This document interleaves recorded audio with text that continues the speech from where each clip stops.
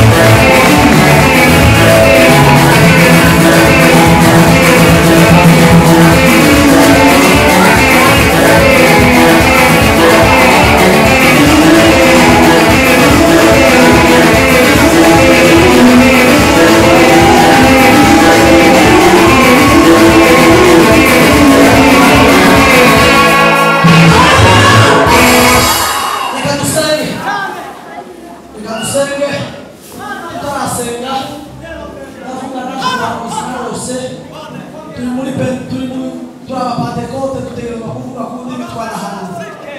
narajyanye naje ubushize umuntu araza aranjana mbona ndi mu Birunda hanyuma mbona umuntu aretse imihango yo mu Birunda arambwira ngo rangiza haya mu Rugwiza urangize no kwitara hanyuma aranyereka mbona hubatse amazu meza y'amanjanja ndetse mbona harasa neza gusumba igihe twari twarubatse tutarahunga umuntu utamubaza ngo ushatse kunyereka iki arambwira ngo nubwo abantu bahaye bahunga bahaye baja mu mahanga igihe kizagera mu gihugu cyacu batanga amahoro mwongere gutahe uje kubakwa